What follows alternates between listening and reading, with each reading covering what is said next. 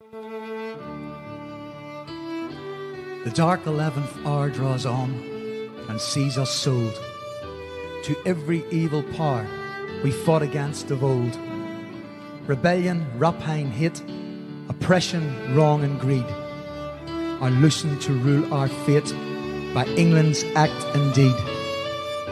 The faith in which we stand, the laws we made and guard, our honour, lives and land are given for reward. To murder done by night, to treason taught by day, to folly, sloth and spite, and we are thrust away. The blood our fathers spilt, our love, our toils, our pains, are counted us for guilt and only bind our chains. Before an empire's eyes, the traitor claims his price. What need of further lies? We are the sacrifice. We ask no more than leave to reap where we had sown, through good and ill to cleave to our own flag and throne. Now England's shot and steel beneath that flag must show how loyal hearts should kneel to England's oldest foe. We know the war's prepared on every peaceful home. We know the hell's declared for such as served not Rome. The terror, threats and dread in market, hearth and field. We know when all is said, we perish if we yield. Believe we dare not boast. Believe we do not fear. We stand to pay the cost in all that men hold dear. What answer from the north? One law, one land, one throne. If England drives us forth, we shall not fall alone.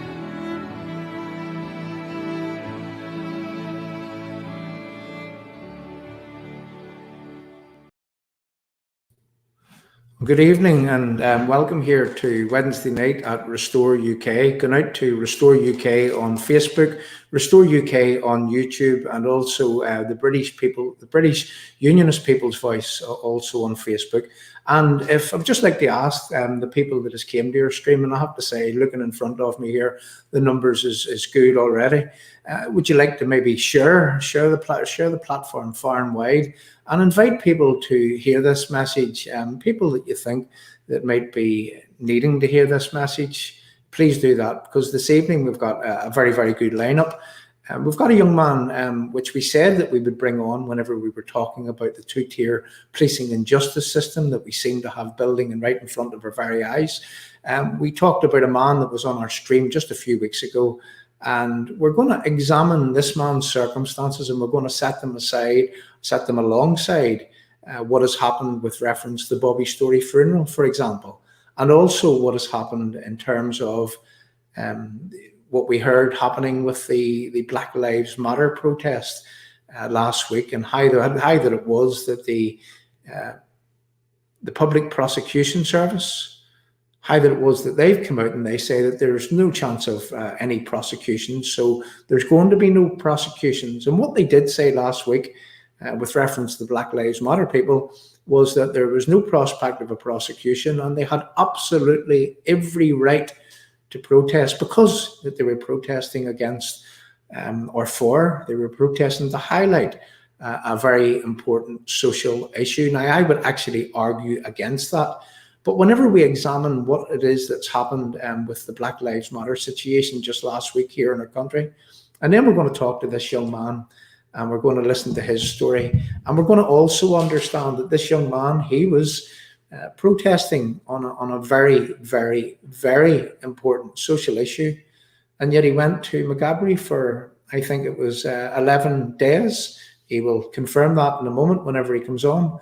And also, a file has been, this is what I understand of it, and again, this young man will confirm it, but as far as I'm aware, that a file has been sent to the Public Prosecution Service to see that there is any prospect of prosecuting this young man for protesting on a very important social issue. So we've got a few things lined up this evening. We've also got one of our people that comes on with us regularly, and someone that I always enjoy having a chat with. And each and every time that he's on our screen and on our channel, There are people actually like this man. He's like part of the furniture on our channel. It's a man called Anto Wickham. It's a man that he was involved in. He's a veteran. He was involved in the British Army, and he did give himself to stand between warring factions, even here in Northern Ireland, to serve and to protect the people, offering himself to put himself in front of harm in order that the people of Northern Ireland, the people of the United Kingdom, and people in other countries, in order that they could sleep in their bed at night in a way that was absolutely safe. So we're going to get on with what it is that we're here to do. Now, we have several videos lined up. Now, firstly, what we're going to do is that we're going to talk to a young man called Stephen Baker, and it's with reference what happened to him sometime last year, whenever that he went to a vigil outside the Belfast City Hall in order to highlight the suicide awareness and how that there is a lot of suicides happening as a result of the lockdowns that has been occurring since COVID occurred. And Stephen will tell us all about that. So what I'm going to do is I would just like to play a couple of short video clips in order to highlight what it is that we're here to highlight, and also to show you that there seems to be, unless of course Stephen is also let off, but there seems to be right now a two-tier policing and justice system, even if only the way that the PSNI are going about things, and how that they tackle one thing and how that they do the complete opposite whenever it comes to policing other matters, let's just say. So let's get on with the videos that we're here to play, and then what we'll do is that we'll bring Stephen on our screen, and we'll bring Anto on our screen, and we'll start talking about it. So again, the numbers are quite high this evening, and again, I would ask each and every one of you if you could share this around in order that we can reach as many people as humanly possible. So I would like to start with a short video clip. And on this short video clip, what you're going to hear first, now you've heard these before in this channel, but I think it's absolutely essential that we play them again in order that you can understand Stephen's story, and you can compare what has happened in two cases alongside Stephen's story. So we're going to start off with this first clip, and I'd like for you to listen to what this man had to say. One of the points where we started with is some of the criticism we made of PSNI. What they didn't do particularly well, and just because they don't prioritise it doesn't mean that they don't do anything with it. And the failing, such as it was from the PSNI, in our opinion, is that they didn't make it entirely clear to or they couldn't demonstrate that they'd made it clear to the organisers of the funeral that what the regulations were as they best understood them at the time, and what the consequences would be if any of them are broken. So although it might not have been a top priority, that doesn't mean there wasn't stuff that they could have done about it. And we contrast that with some other events in London, for example, where there was a very contentious, very high-profile and emotional, frankly, vigil for a woman that had been murdered. And the vigil was on Clapham Common. I'm sure some of the listeners will be aware of it.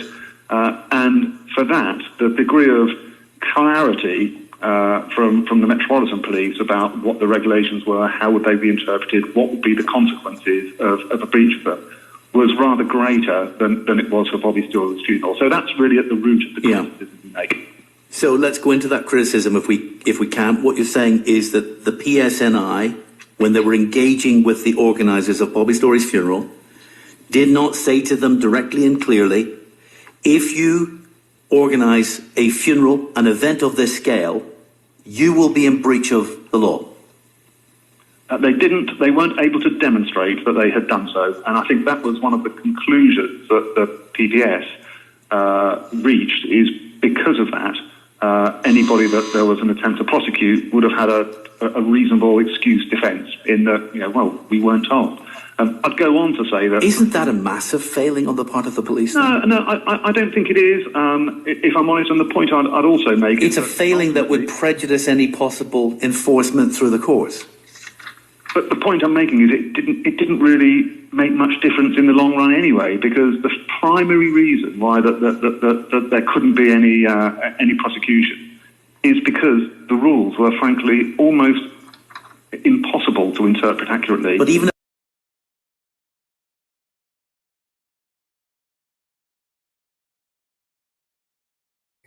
Okay, so I've just removed that from the channel. Now, what you will have heard there is that the PSNI, they didn't consult with the organisers of Bobby Storey's funeral. And that man, Matt Power, he carried out an investigation into the circumstances surrounding the Bobby Storey funeral. And the PSNI, they couldn't demonstrate that they told the organisers that they were in breach of the COVID guidelines.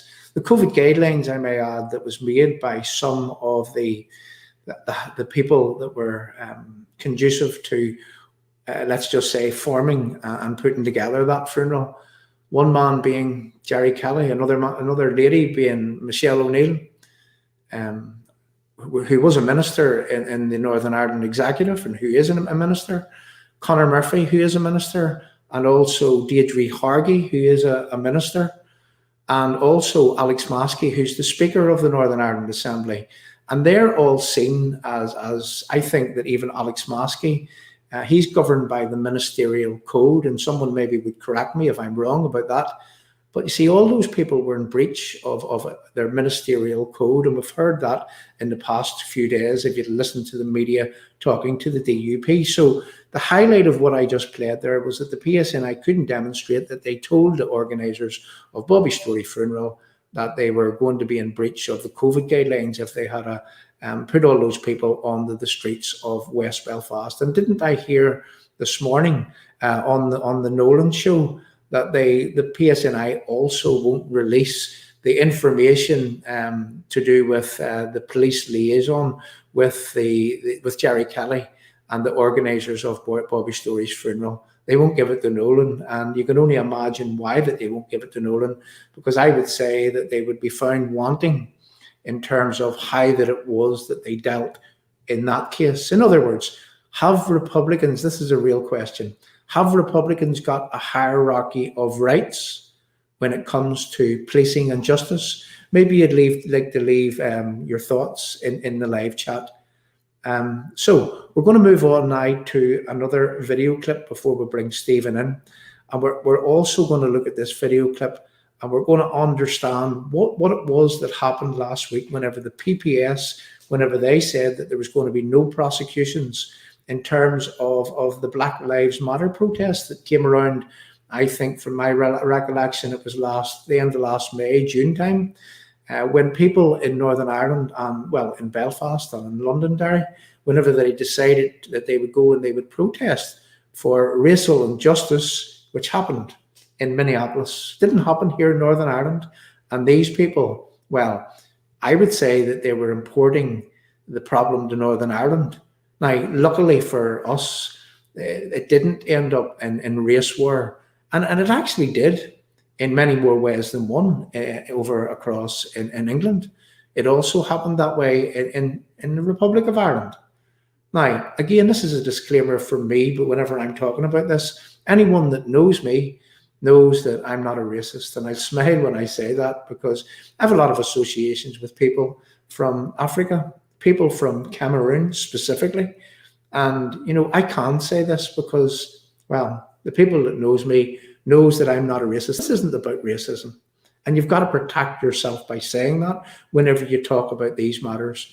But this Black Lives Matter protest was in the height of the COVID pandemic, when each and every one of us were told that we couldn't visit our parents, when we couldn't visit people in nursing homes, when we had to stay at home. In a lot of cases, people were left in their houses alone with no contact from their families. And yet these people, they decided that they would say, up yours, we're going to protest because of something that happened in America. Now, they got an apology last week from the PSNI, and we're going to hear that. They got an apology, and the police have apologized for going and handing out fines and tackling them. And at the end of the day, They weren't like the rest of us. Each and every one of us were following the COVID guidelines at the time, but yet these people, they decided that they would break them. And yet, seemingly, the PSNI and the Public Prosecution Service, they've given them a clean bill of health, as if nothing was wrong and as if they'd done nothing wrong. Now, I want you to contrast that against what it is that we're going to be talking about to this young man whenever we bring him on this screen, because this young man will tell you why that it was that he went to the Belfast City Hall. He will tell you when that he went to the Belfast City Hall.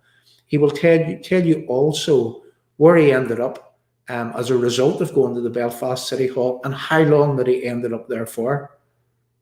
And he'll also tell you about the things that are still going on to this day as a result. So I'm just about to play another video, and then we're going to pop Stephen up onto your screen. Lives Matter rallies in Belfast and Londonderry last year will not face prosecution for breaking regulations on public gatherings during lockdown. It's been decided they've no case to answer, as the demonstrations were peaceful and were organised in a way which sought to minimise the risk of spreading coronavirus. The police have once again apologised for how they handled things. Now, just remember that the police have apologised to the Black Lives Matter protesters for how that it was that they handled things. And if you heard Matt Power there just a few moments ago, well, he was saying that the police couldn't actually demonstrate that they actually did pass any restrictions on the Bobby Storey funeral. And I thought it was right and correct that we bring Stephen on our screen just to explain a completely different set of circumstances. Now, I want you to listen to the rest of this video, and I'm going to stop it again whenever you see like a summary of why that it was that the PPS came to the conclusion that they did. Our Home Affairs correspondent, Julian O'Neill, has more. Two oversight reports had already questioned the policing operation last June, even its very legality, by ignoring a person's right to peaceful protest.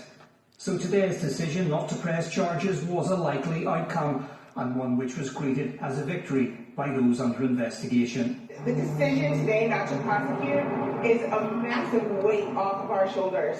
It is now, tomorrow it'll be a year carrying that weight. The way we were treated by the police was unfair, it was discriminatory.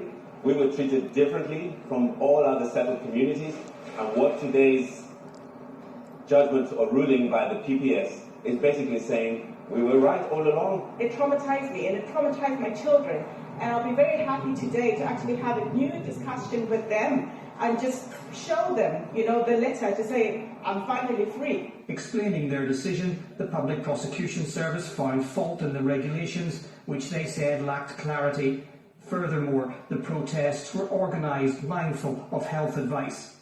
In conclusion, these 14 individuals were seeking to safely exercise their right to freedom of peaceful assembly and expression on an important social issue, and there is no prospect of conviction. So what you'll have seen there is that there was 14 individuals that were organisers of the Black Lives Matter protest, Bobby Storey's funeral aside, and it was their absolute right, is what the PPS had came to. They came to the conclusion it was their right to do what it was that they should do, because they were protesting on a very important social issue. So what I would like to do at this point now, I'm just going to get rid of this video. Bear with me for a second. I've that much on the screen. You got to excuse me this evening. Stephen, welcome to your screen. And I would just like to, again, thanks for coming along. I've set the context. I've told people that last year you were arrested, you were along protesting about something. If we could just ask you a question, Stephen. I mean, tell the people, tell the live chat what it was that you were actually protesting for, or maybe not protesting. Set the context. Why were you at Belfast City Hall last year, and exactly when was it last year? Well, it was on Thursday night, the 5th of November last year. The night before, I had been contacted by a friend who was having some mental health problems themselves. Invited me into town basically for a chat, and that was okay. So I went into town the following night. When I arrived, there was 2 women sat at the city hall. They explained to me that there was a candlelit vigil that was happening. So that was okay. As more people started to gather, to see what was happening. At that stage, there was only 7 or 8 people there. And one of them had come to me and asked what was going on. So I had explained what the 2 ladies had said to me. He asked who the organizer was. And I just told him straight, nobody organised it, because I wasn't aware of any organizer. So as the night progressed, everything was peaceful, everything was quiet. Even at one point, there was an ex-policeman who turned to an alcoholic, had passed us, and I'd spent 15 minutes talking with him. Almost stopped him getting knocked down by a bus. But there was a period of maybe 47 to 15 minutes had passed. Everything peaceful, not a problem. I had made an announcement for people to leave. That was it, done, time to go. As people had started dispersing, the police had come over and started reading out regulations to each and everyone that was about.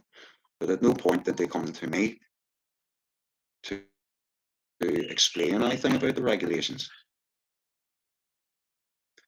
As the night progressed, there was probably another 25 minutes had passed with the police terrorizing people, as I would call it, trying to force their opinions upon people. So I had spoke to 2 of the officers around about 7:30 on the night. Now this was an hour after I initially arrived. Stephen, I spoke to 2 officers and asked could I have one more chance to ask people to leave the area, as there was only about 9 or 10 people there, and they had agreed.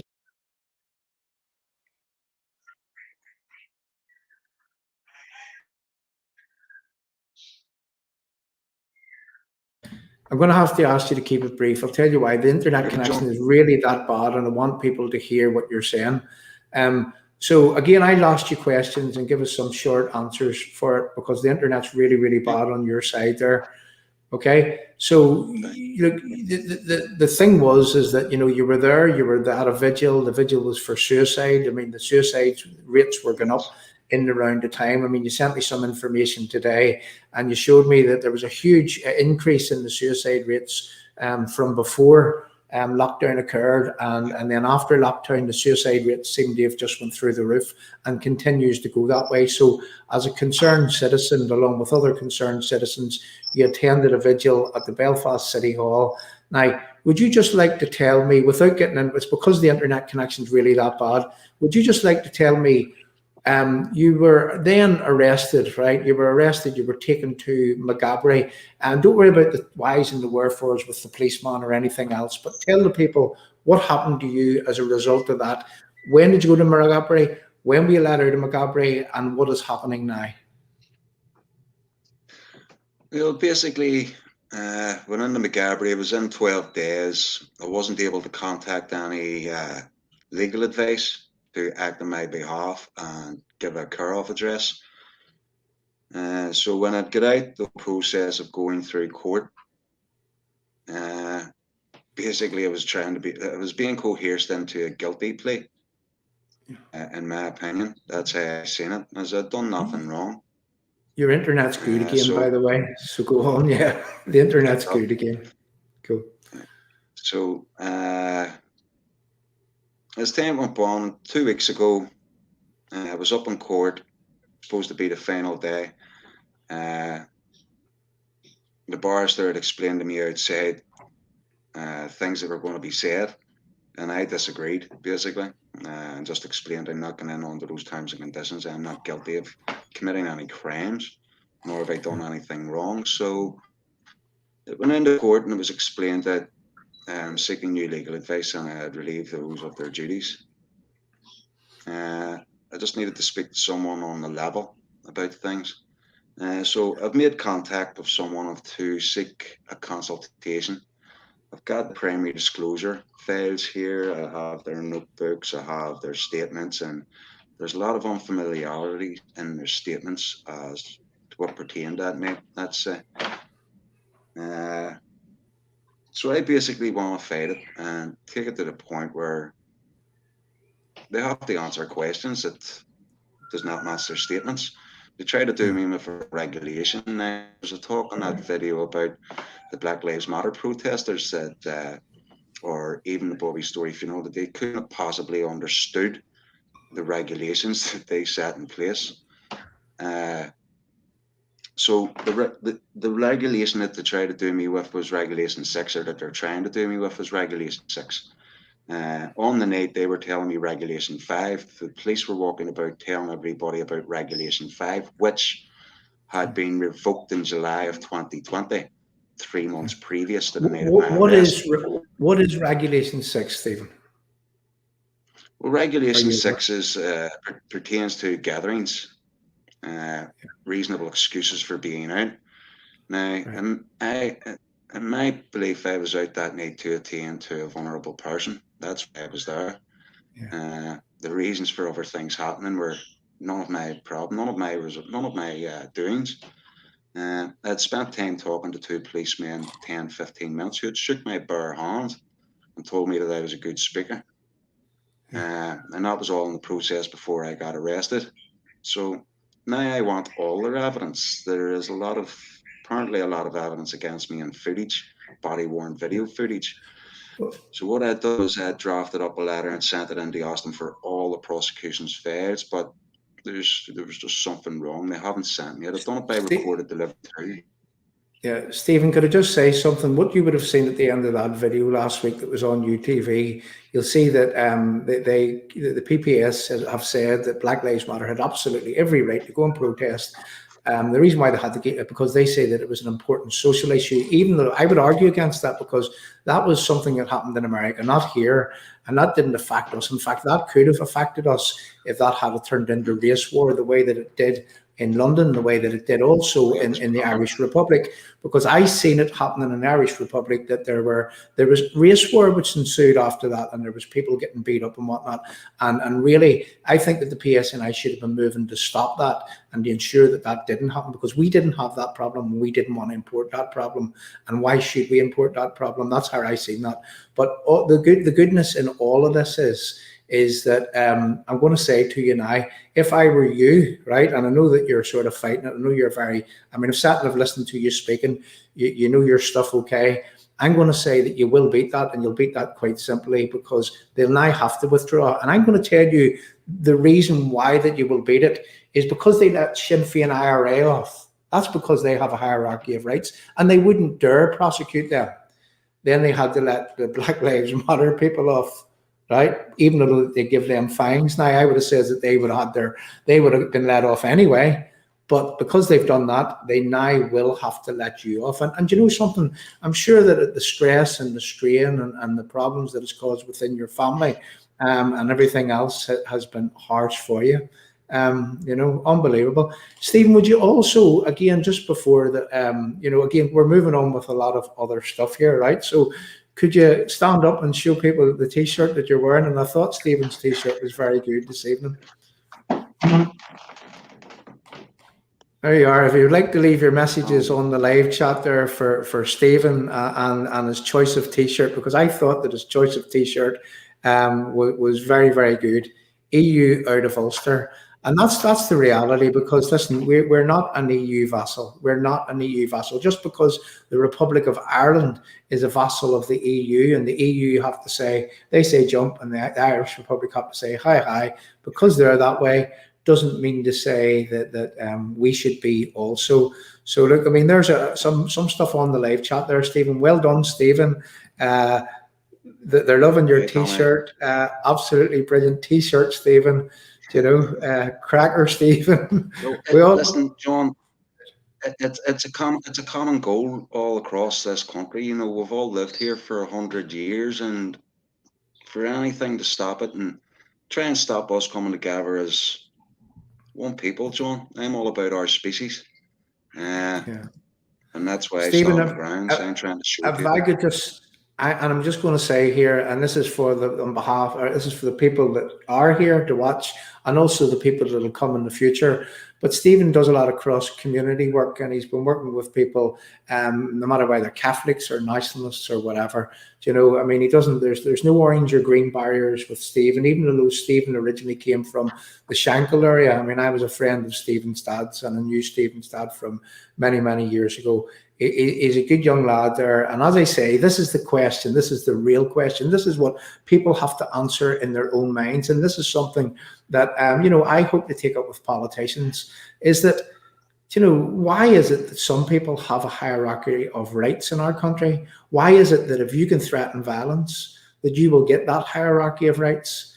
And why is it that those that love their country, that want to see the best for people, that want to see equality, but real equality, not the type that some people are more equal than others, and that's what we titled this screen, but not that type of equality, the type of equality that everybody is equal under and subject to exactly the same law, and that's the way things should be. Stephen, I want to thank you for coming on the screen. And I would say to the live chat, if you leave Stephen some messages of support for the way that he finds himself. And Stephen, I want you to come back whenever you know more about your case and tell us whenever they have withdrawn your charges, because that should be done. That absolutely should be done. And thank you. Great. And Stephen, if you'd just like to say your goodbyes there to the live chat, and then we'll move on. But stick with our screen, because we're moving on with some other things, and we wouldn't want to get you involved in some of the things that we're about to do now. But if you would just like to address the live chat, and go ahead, Stephen, over to you. Thank you all for joining in and listening to my story. There is more to be heard and to go on, and I'm sure another contest may be coming up soon, so if anyone wants to come and support me at the courts, as we're all out of lockdown again, you're more than welcome. Good stuff. And one more thing before you go, Stephen, but we do ask people this whenever they come on our screen. But look, the name of this channel is Restore. And, I'm going to say restore the right of the people of Northern Ireland to be full members of the United Kingdom, not the type that is separated from England and Scotland and Wales, and restore the right of the British people here in Northern Ireland to not be treated as second-class citizens and not to be discriminated against. Stephen, if there was anything that you would like to restore, what is it that you would like to restore today in 2021? I would like to restore the faith in the people that we are one species, and together we can make this planet better. Yeah. And by saying that, Stephen, means that, all of this division in terms of, whether you're a woman, whether you're a man, this identity politics that is doing the rounds, I think that's exactly what he's referring to. I mean, we shouldn't be divided by people with vested interest in keeping us divided. Stephen, I really appreciate that. Thanks very much for coming on. Stick with the screen, because we're going to be going on here. We're going to be talking about a few things. Okay. And as I say, you're going to need to help with the politicians, and we don't want you getting on the wrong side of them after we've maybe, I'm not going to say attacked them, but after we've pointed out some of the inactions that is actually taking place. So thanks very much, Stephen, for coming along. And we'll see you soon. Thank you. So there you go, people. There's a story there. Whenever that we contrast that against what has happened with the Black Lives Matter people, and also with the Bobby Story funeral. And you know, when we look at that, I mean, that man, what did it say with the Black Lives Matter? It says that they were protesting. They were taking part in a protest, and there was a very, very important social issue at stake. Well, how more of an important social issue could you get whenever we're talking about suicides and the increase in suicide rates in Northern Ireland? And I mean, they were at a genuine vigil outside the Belfast City Hall, and he found himself in Maghaberry for 11 days. And also, he's still going through a traumatic time as a result of being to and fro and being taken to court and being threatened with the full weight of the law on top of him. And yet, what was it Matt Power said with the Bobby Story funeral?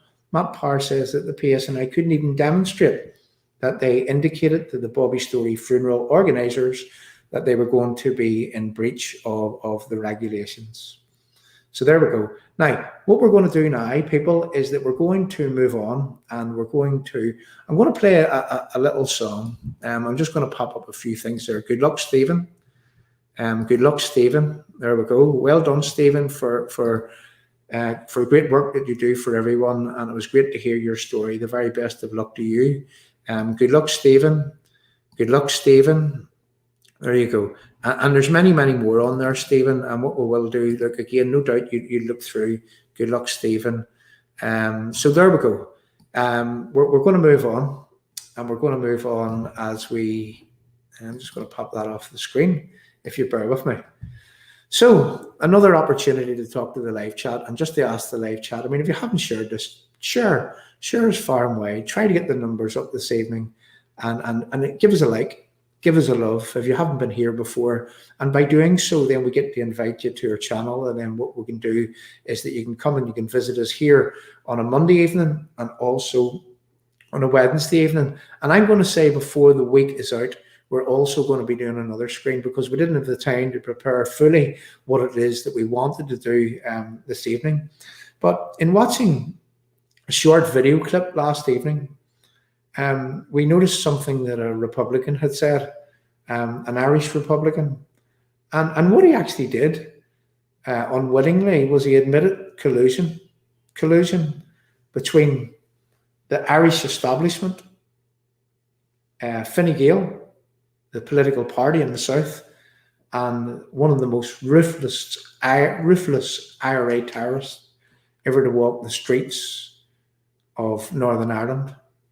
So we've got that. We've got a clip of that. So we have, and we're going to be playing it very soon. In fact, I think that it's too important to include it in a stream like this, where there's going to be too much that's going to be talked about.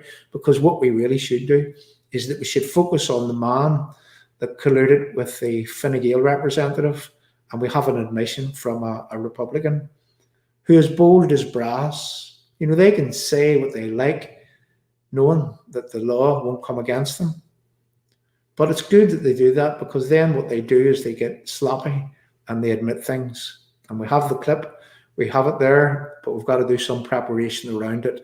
And coming to this screen very, very soon, we will expose these men, for exactly what that it was that they did. Who is it that always cries of collusion? What about collusion by the Irish government to the ruthless killers in the IRA? Well, we'll be exposing some of that very, very soon. So people, what we're going to do is that we're going to play a short video clip. Now, again, I have to laden what I say with disclaimer. And the reason why that I do is that, you know, if you'd been watching our screen the other evening, you will have noticed that myself and Paul Barry was on. And, you know, everyone liked what it was that we were speaking about. And wouldn't it be great if we didn't have to constantly point out that our British Unionist leaders, those in charge of our political parties, wouldn't it be great if we didn't have to point out their inactions, their inabilities, their unwillingness, also the fact that they won't make meaningful, proactive protest? Wouldn't it be great if we lived in a world, we lived in a time frame when we didn't actually have to say that these people are getting things horribly wrong, getting things totally wrong? But this is my disclaimer right now, because I do want to have Edwin Poots on this screen, and we've got an undertaking for him to come on here. So we'll be looking forward to Edwin joining us on this screen very, very soon. But whilst I say that, I also say that it is my absolute right to point out their inactions, to point out where that it is they're getting things wrong, to hold them to account, and to show clearly that what we're getting, or what we're getting so far, and I know that the DUP leadership, the new DUP leadership, hasn't been in place that very long, but you know what? So far, what we are getting is much of the same as what we already had. So I'm going to play a little song, and you know that we've taken to, what we do is we find cover versions of songs with meaning, songs with words in the songs that explain what it is that's going on. I'm going to ask you is that, you know, watch as the video clips in this little video clip as it changes, and just listen to the words of this song as it goes. And then after the song, what we'll do is that when we come up back off the back of this here, Andrew Wickham will be on our screen, and we'll begin discussing what next, what now for British unionism under the new leaderships of Doug Beattie, and also under the new leadership of Edwin Poots of the DUP. And you know, if we don't tell them where they're going wrong, you know, we're seeing things from the outside, and sometimes it's better to see things from outside looking in, as opposed to being stuck in the middle of something and thinking that you're doing the right thing, thinking that you have to play the game according to the mainstream media, thinking that you have to play the game according to what Michelle O'Neill would tell you that she wants. Well, I say no. I say that it is that very thing, the playing of the game, that has British unionism exactly where British unionism is today. And that's in a state of where people have completely disenfranchised from and disengaged from the biggest unionist party in Northern Ireland, that party being the DUP. And don't get me started on the UUP. In saying this, I believe that every single political party, they have their place. So I'm just going to play this little song, and then what I'm going to do is that I'm going to come back off the back of this song, and we're going to follow on with our screen.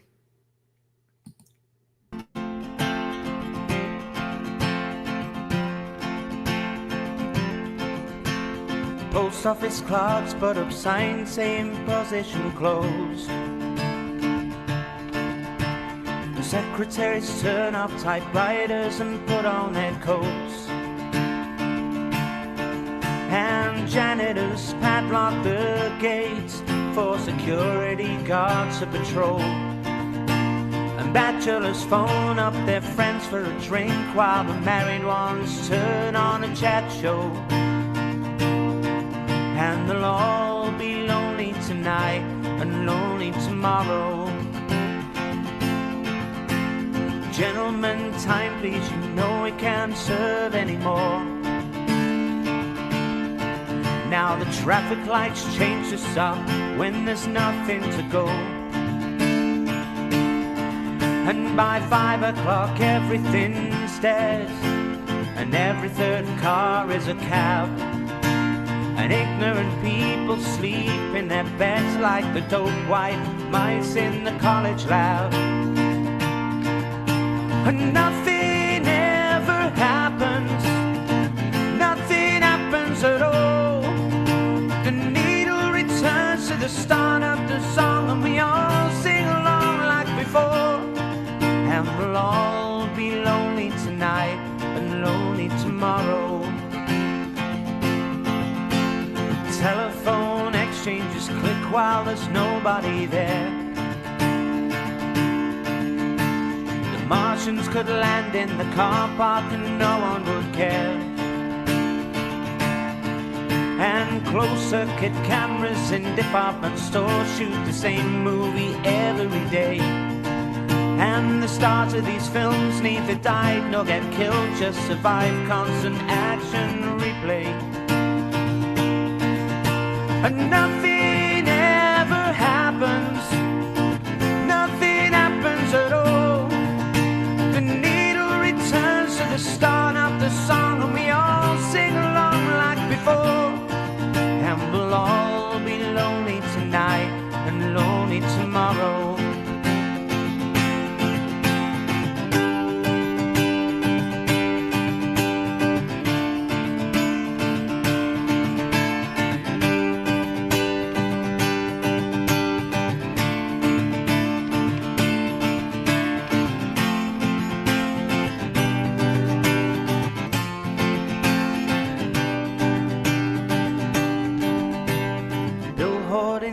advertise products that nobody needs.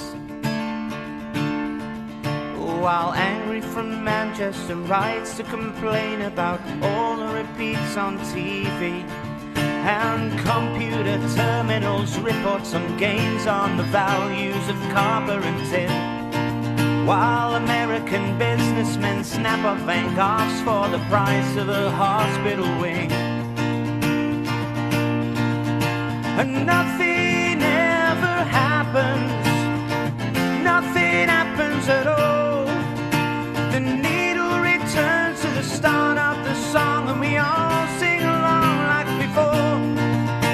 And nothing ever happens, nothing happens at all. They'll burn down the synagogues at 6 o'clock, and we all go along like before. And we'll all be lonely tonight and lonely tomorrow. And we'll all be lonely tonight and lonely tomorrow.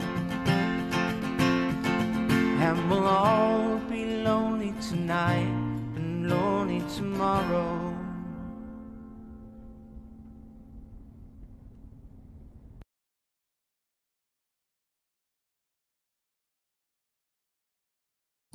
You got to excuse me, there are that many buttons to put down because of that much sitting in front of me on the screen.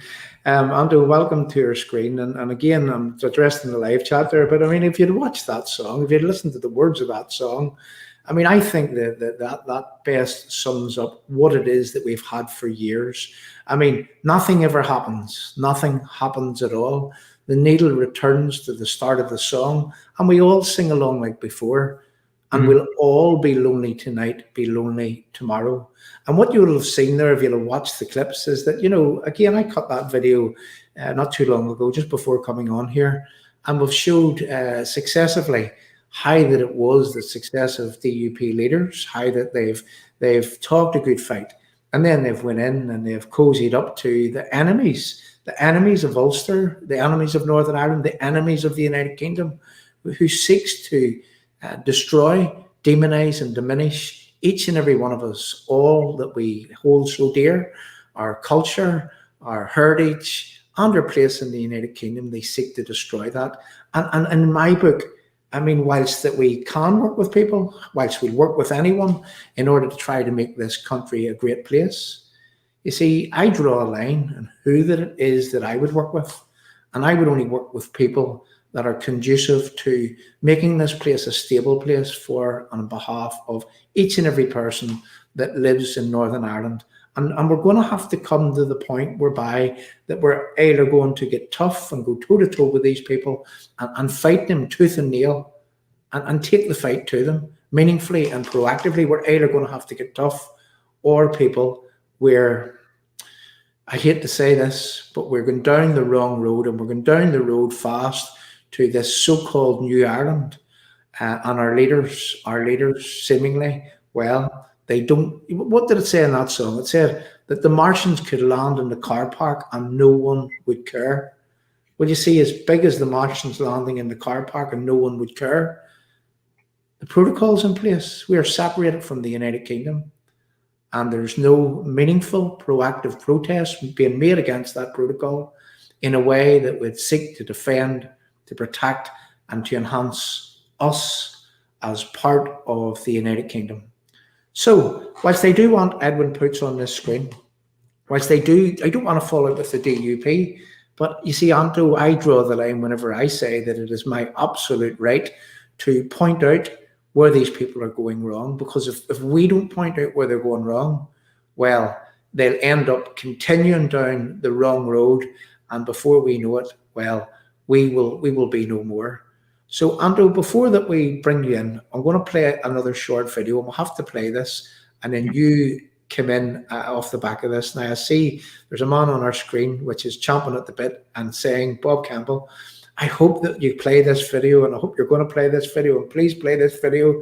And, you know, whenever I contacted Jim this evening, because I didn't have the time to prepare this video, Jim had already sent me this video. So it was a win-win situation all around, and we do have this video. So here we go. We'll want to play this video. We'll want to come back and say a few words, and then we'll start from there. And we're not here to kick the DUP. We're here to point out where they're going wrong. We're here to point out how the grassroots people feel. We're here to point out that unless the DUP change tack, unless they turn around and use a different strategy, well, they will watch, they will wait, and they will see people walking away in their droves. And whilst people say today that they won't vote for the DUP and they can't vote for the DUP and they never vote for the DUP again, well, I would say if you multiply that equation by 1,000 or maybe more, if they continue down the same road on which they're on. So we'll play this video and we'll come back and we'll discuss it. Then, and should the DUP be justified in seeking, let's say, an apology from Sinn Féin for all the hurt and pain that they caused for the mass gathering and the shows of strength at the Bobby Story funeral?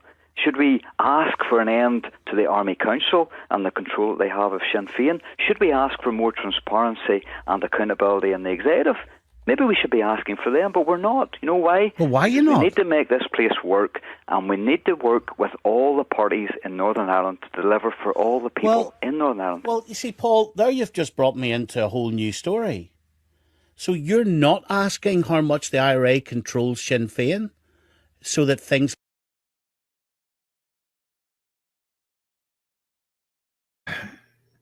So that's the clip. That's the clip. I mean, it's just cut short there, and we're going to take it down, but we'll keep it, and we'll keep it around for later. Andrew, you see, this is where our problem lies. This is where our real problem lies. Our real problem lies is that, you know, we heard the DUP, even Edwin Poots talking about before he took charge of the DUP, that they were going to get tough in Sinn Féin, they were going to fight with Sinn Féin, they were going to tackle them toe to toe, and so. And this is me paraphrasing, but then we hear Paul Frew, having got his ass on the seat of power, now he doesn't want to relinquish that power. And now what's happening is that the whole thing has turned around, and now they're talking about. And again, once we heard that about the IRA Army Council and how that the IRA Army Council exists and how that they're sitting in a government and how that doesn't really matter to these people. Well, also I heard Paul Frew speaking about this morning, and this is the bit that stuck out to me on the Nolan show, where he listed a lot of things, that the reasons why that he was, what he was going to change, what he was going to tackle. And I didn't once hear him say the protocol. And to me, excuse me for saying this, but the protocol should have been front and center. The protocol should have been of paramount importance. Breaking that protocol, getting rid of that protocol, making a meaningful and proactive fight against that protocol.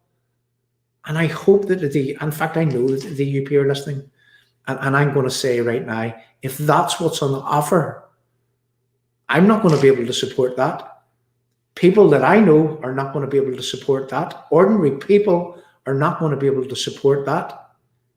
I would say that you've got to be very, very careful that you don't destroy a whole lot of history in terms of the DUP themselves, the DUP as a party, and also Northern Ireland's place within the United Kingdom in the process. Andrew, welcome to your screen. Sorry that we went on for so long, but I thought that it was needed to be done. And if I didn't do it, Bob Campbell would have shouted at me.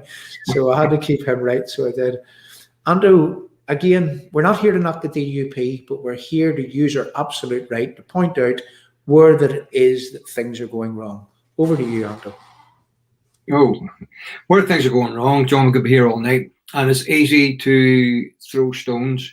And, you know, those in glass houses have never sinned, throw the first stone. And what the saying is, it's, look,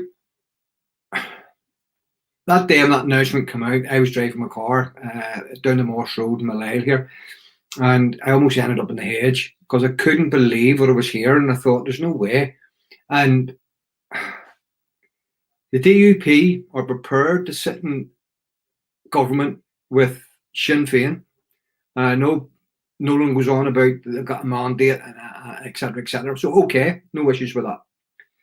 But we know from the Chief Constable that the IRA Army Council have control or a lot to do in directing Sinn Féin and what they're doing politically. So the DUP, who have told us for years that they're for the unionist people, the loyalist people, and they're going to fight our corner, and they've led guys up hills and down hills, and half the time left them up there against terrorism, so on and so forth. We've seen young men in the past get criminal records, and now they're preparing to sit with ex-terrorists and leave it at that. They're now elected MLAs, and they've got a mandate. We keep being told that, but they're being controlled by a terrorist organisation. They're being controlled and told what to do and what not to do. And the DUP, the biggest unionist party in Northern Ireland, are prepared to do that to keep government going, and it's totally immorally wrong, and it's just shocking. And we were told that Mr. Poots was going to be stronger. He's going to attack, and he's going to defend the union, and he was going to make sure that Northern Ireland stayed part of the United Kingdom. I'm afraid it doesn't look like that, because, as you said, the protocol has not been attacked. Then it was going to be attacked. Then he wasn't going to take seats and meetings in cross-border boards, and now he is, and then he's going to implement the protocol, because if he doesn't, then he would be in trouble. Well, sorry, you're going to have to be for our government in Westminster to sit up and truly listen to us, and for the EU to sit up and truly listen to us, and stop working and making it work. Stop implementing it so it can't work. So, and if you get in trouble, so what? That's what you're there for, to represent the people. Yes, all the people of Northern Ireland, but the protocol affects every single person in Northern Ireland, regardless of religion, regardless of your political background, because it's a sham. It's an appeasement process, and it's taking us further and further deep into a united Ireland. I believe if the protocol is scrapped and binned, then it takes that chance of united Ireland away from Sinn Féin, and let's say away from the Irish government totally, because we will be totally embodied in the United Kingdom, and nothing can move that. The protocol is never needed, never was. We all know the reasons behind it and what was put up, and the lies that were told, because that was spoke about a couple of weeks ago. And people saying, oh, you have to give us an alternative to it. There's no need for it, because back in 2017, even the EU stated that there was no need for it, because there was technology available to track vehicles, track number plates, because when the stuff's loaded from A and travels through B, things can be checked that way. But they fell into the narrative of Sinn Féin and the IRA coming back and Republicans coming back to blow up checkpoints, and they fell for the whole lot of it. So if they want something to replace it, and that's what they're saying they need, we know it's not needed, but if they want something to replace it, then why not look at what Switzerland and Norway has with the rest of the EU? Because it's a tried and tested system that actually works with no worries whatsoever. So why can't they implement that in Northern Ireland and make every single port a free port? So regardless, we're a small island, and no matter what comes in and out, it can move about freely, and the EU can do that quite easily. And they'll be free ports, stuff can come in, and the ports that they're leaving in Europe, they'll be checked out, and then they come into the island, and they can move here freely, and they can go across into the United Kingdom, and the land of the United Kingdom, in the Great Britain, then they'll get the checks done there, which normally happen anyway every day of the week. So there's no need for it. What this protocol actually does is break the Act of the Union 1800.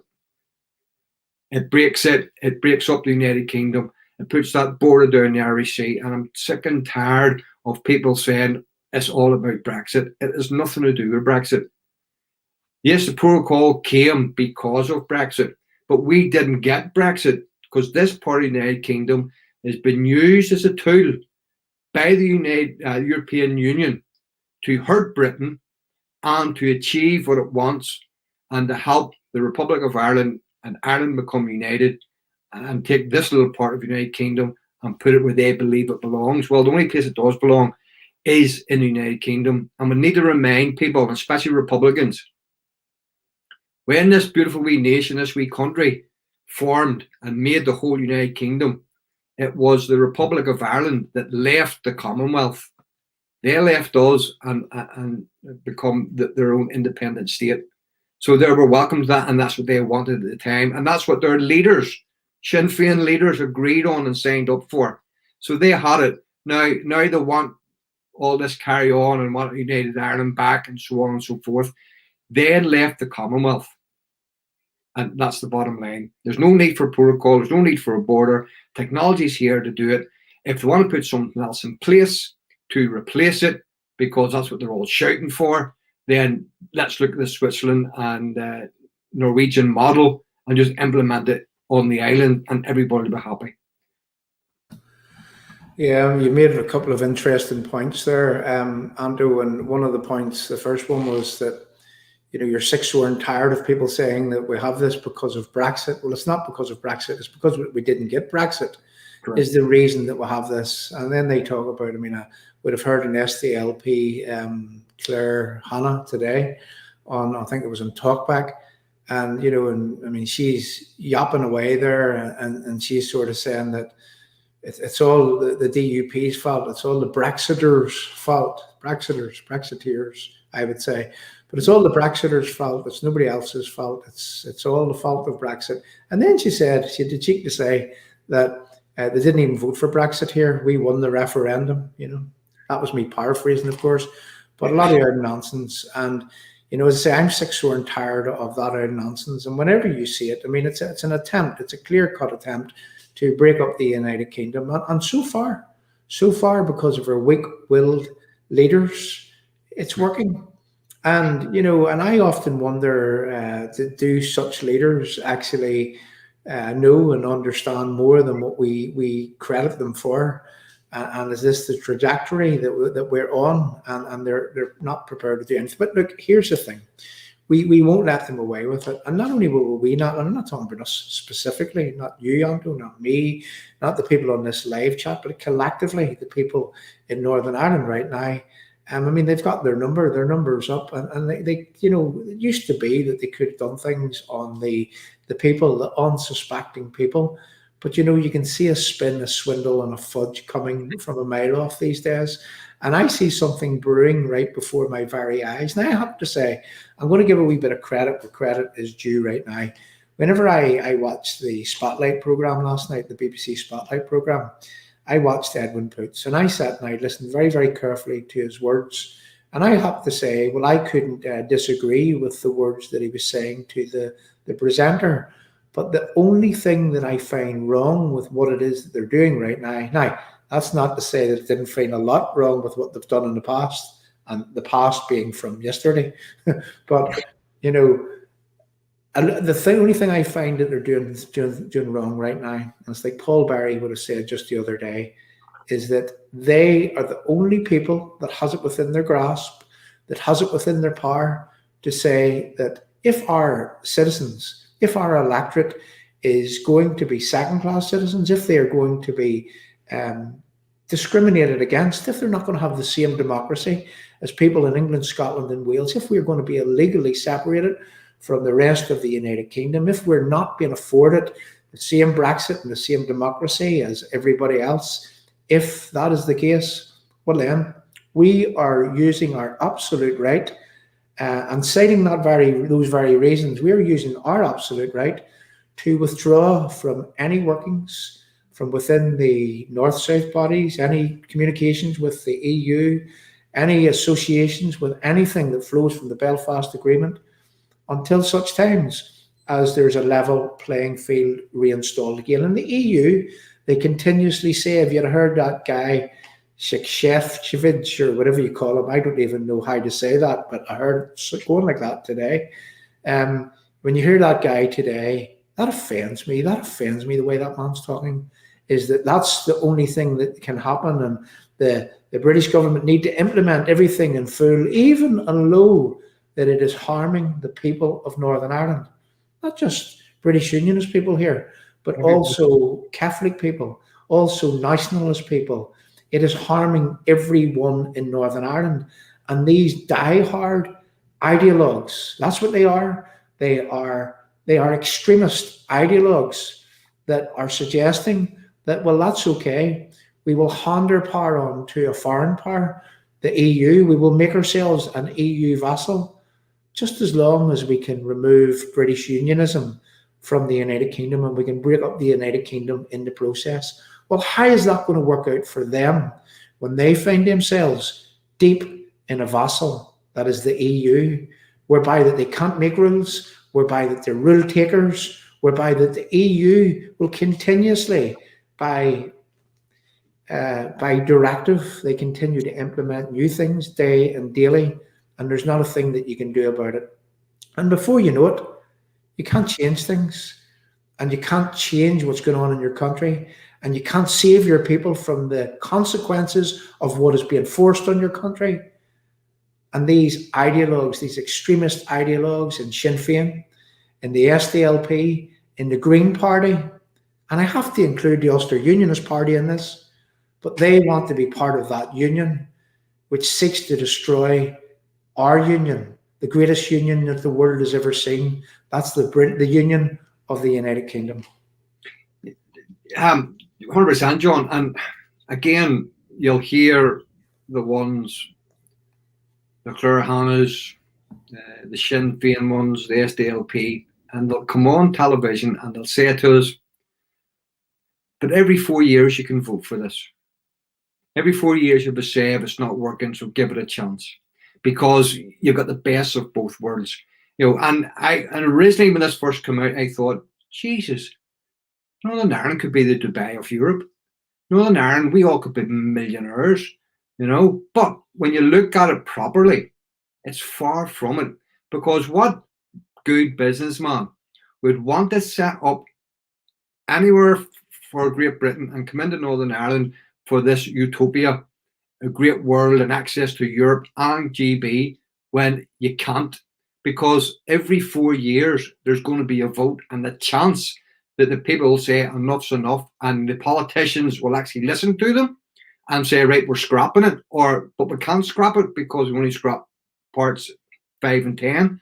We need to change it for this and change it for that. There's no stability for a business to come here and set up, because it's going to take 10, 15 years for it to build and prosper and get everything working. Plus, we're too small.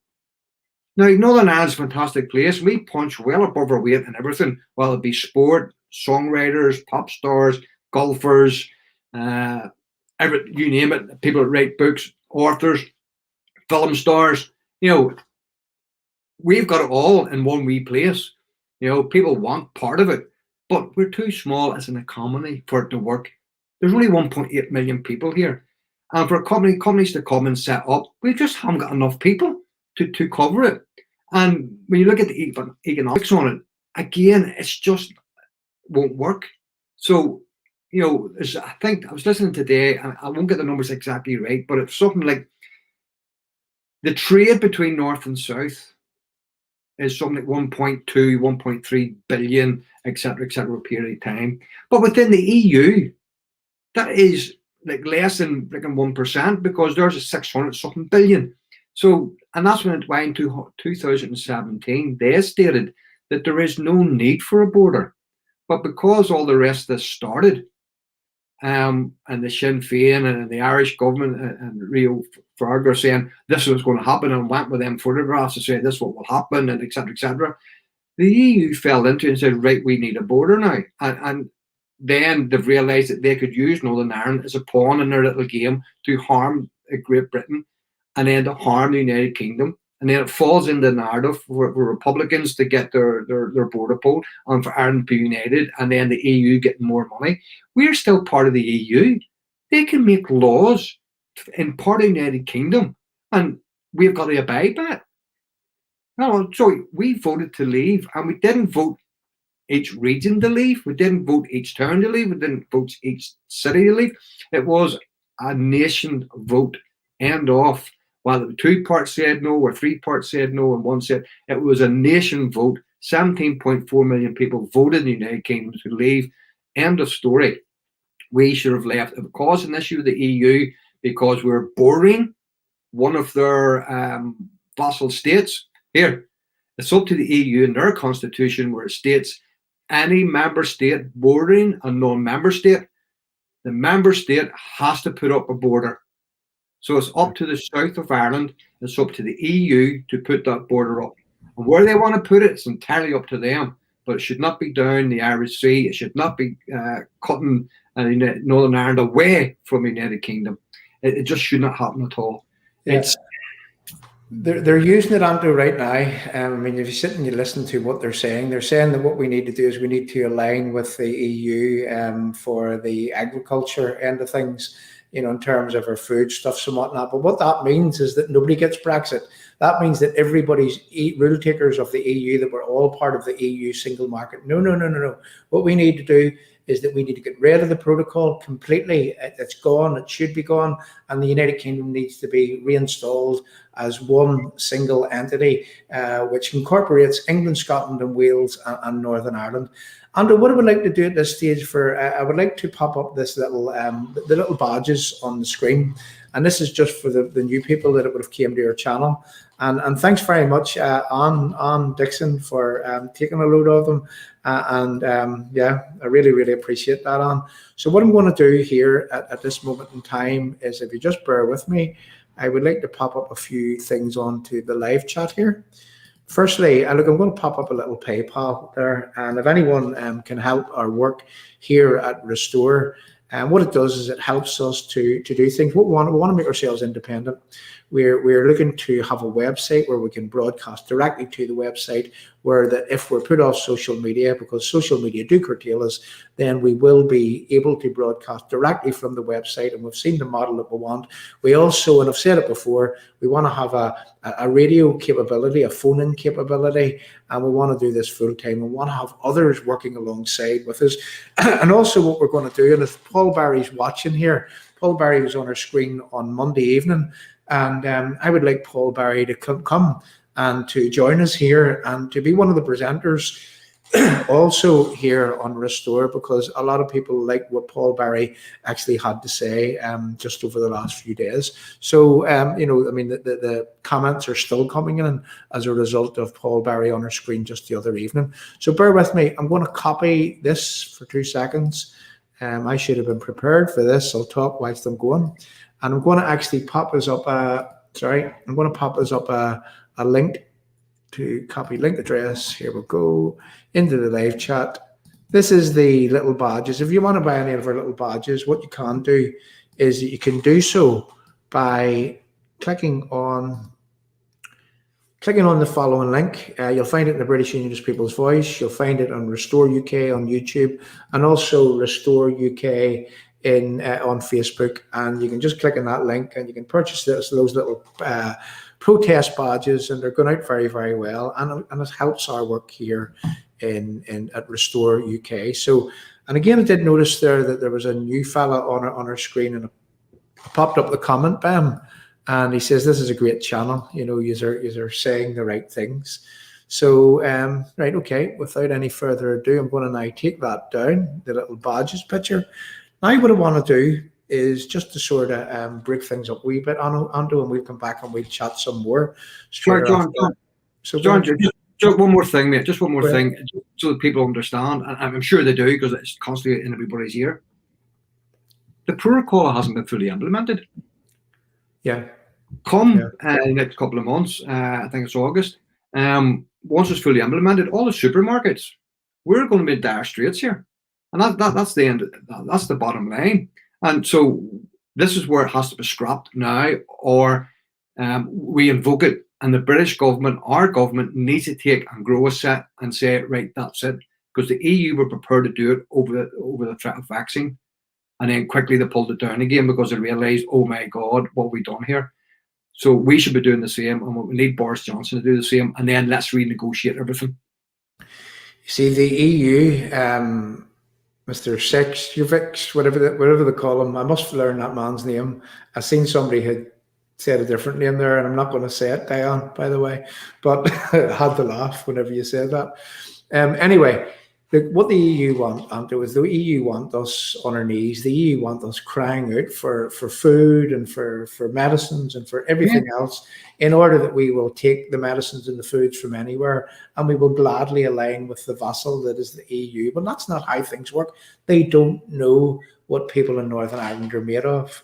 You know, what we would prefer to do is to hold our politicians to account and to push our politicians out the door and to get our politicians to make the meaningful, proactive protests. So again, to the DUP hierarchy, it's not working right now. It isn't working. All you're going to do is destroy yourselves. You would be better aligning with the people and doing the right thing and making the only meaningful, proactive protest that can be made.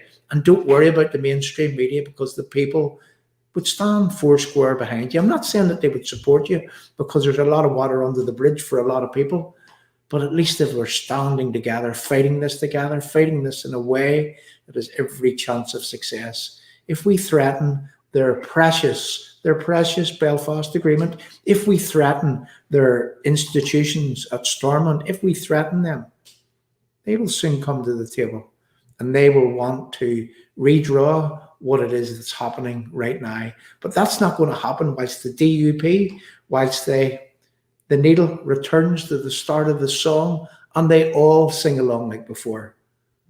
Yep. That's what's happening. Yeah, John, and you spoke about Paul Barry there the other night, and fantastic speaker, and everything he said just made sense. It just ticked along. And he said in his council, where he's elected, he's 3 times he's been returned as an independent. He works for his community regardless. He said about the first card he gets comes from a Catholic voter for him, so on and so forth, which is fantastic. But as I said that night, and I left a message, it was fantastic. It's great, because he's an independent. Yeah. It's like direct democracy. He is no whip. He's nobody whipping in the place. He's nobody telling me he must toe the line, this, that, and the other, because we're going this way. We got your vote. See you later. Yeah. Independent people can do it and run it. And Paul is a fantastic example, and should be leading and should be up in Stormont again as an independent, and with other people as maybe a group of independents, as he said and I stated, that agreeing to come together when it means constitutional rights for Northern Ireland, the people, that the country, the people, before any party, and independents can do that, because there will be no whips, there will be nobody whipping them into place saying get in line or else you lose the whip and you're off, and they can make it work. And Paul said something, I can't remember the exact words, but it was refreshing and great that when he went into a council meeting, they had conversation, they spoke, they agreed, they put the points of view across, they had a vote, and everything was done. Direct democracy. Yeah, absolutely. Working together, making it work. Yeah, and it's a good, very good point that you make in terms of is that he's nobody to answer to. Yeah. And, you know, and I put it like this, Santo, you know, I've written for a long time in politics, and I mean, I've written about this before, where I've said is that people go into politics to make a change. Then they join a party political machine. And unfortunately, the only things that change is their own thought processes, because in order to work within that system, they have to change. Otherwise, that they won't be there any longer. They will be out the door. And it's like someone going along and saying, well, our community needs this, or where I live, they need this. And they say, well, that's not the party line. We can't do that. We're moving on. And that's what made Paul, and has made Paul, a huge success over the years. And as I say, he was definitely a breath of fresh air on our screen just the other day. And what I'm going to do right now is I'm just going to slightly break it up here, and then we're going to be staying for about another 20 minutes whenever we come back. And I just want to break it up, but and this is for the new folk that has come to the screen. And it's important that you hear things like this. Listen to the words. This is a poem. It was written by Jim Werner. And I mean, I had asked, could I add some stuff to the end of it, which I did.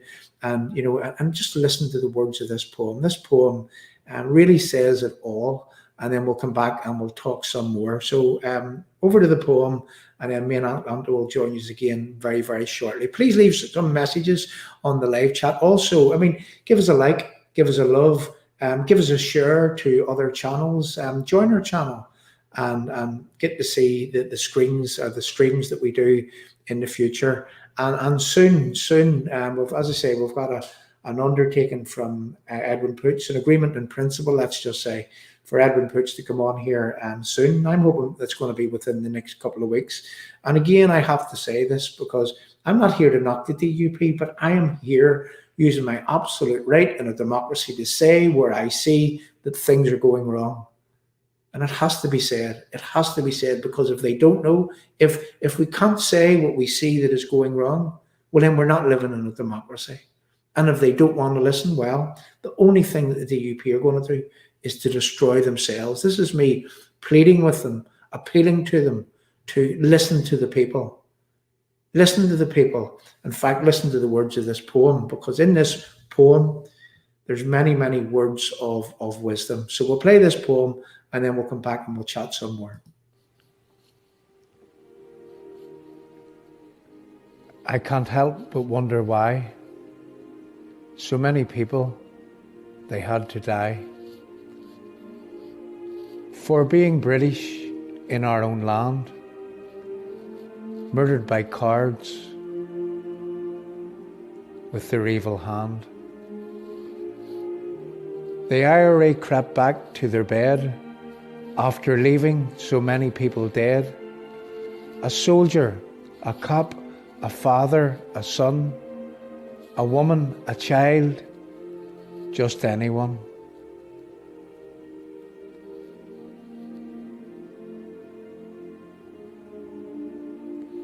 But the Unionist people, they did not lie down, fought and defended the Red Hand and the Crown.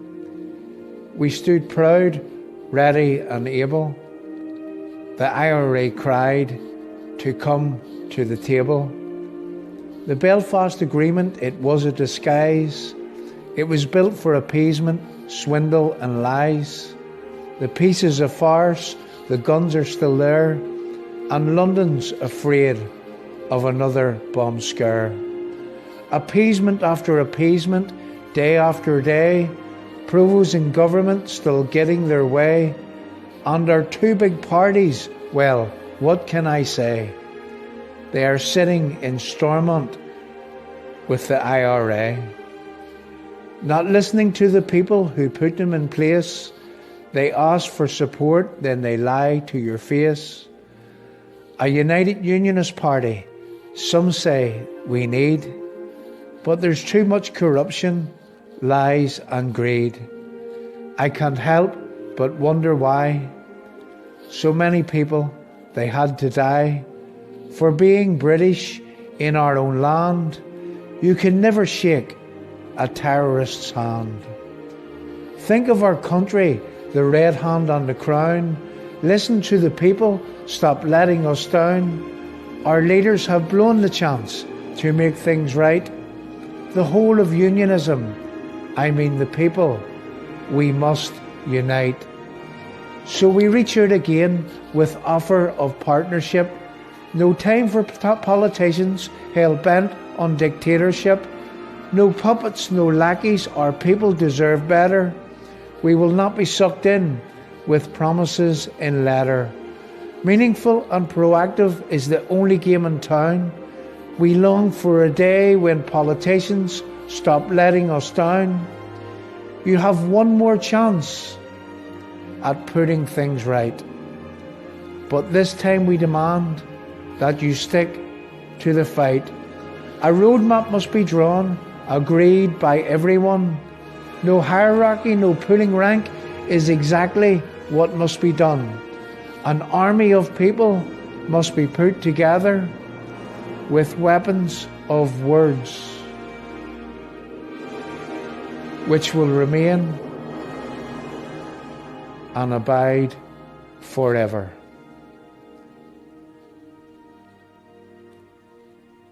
United we stand, divided we most definitely fall.